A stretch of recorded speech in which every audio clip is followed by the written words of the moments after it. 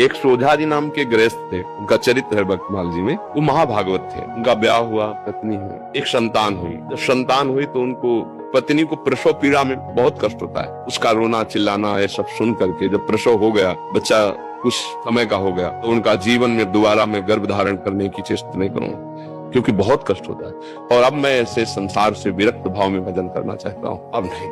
पत्नी से प्रार्थना की कि तुम्हारा पाणी ग्रहण किया है, इसलिए तुमसे हम अनुमति मांगते हैं या हमारे साथ चलो। अगर आप तो घर में सब सुख सामग्री है, बच्चा है, आप पालन पोषण करो, पर मैं विरक्त होकर आज से भगवान का भजन करूंगा।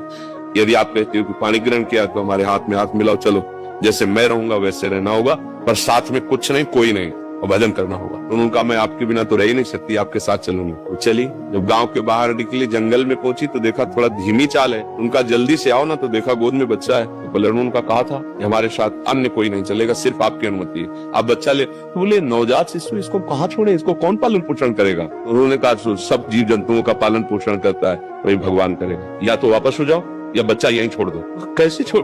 उनका भगवान का भरोसा, छोड़ यहीं बच्चा या वापस जाओ। वो महाभागवत थे और पत्नी अपने पति को भगवान मानती थी। छोड़ दिया बच्चा। 12 वर्ष तक भजन साधन, एकांत तीर्थों में भ्रमण। जब उन्होंने अपनी पत्नी की तरफ देखा तो उसको एकांत में बार बार क्या हुआ होगा मेरे बच्चे। तो उनका चलो आज तुम्हारे अंदर जो बार बार एक प्रश्न रहता है उसका उत्तर दिला देते हैं। अपने गाँव में आए, बाहर बैठ गए। 12 वर्ष में दाढ़ी बाल ऐसे तो कोई पहचान नहीं। तो उन्होंने पूछा कि यहाँ तुम्हारे गांव में एक सोजा जी थे, सुनाओ संत बन गए, उनके कोई संतान थी, क्या हुआ आपको पता है? तो उनका अरे भाई उनके भाग्य क्या कहने।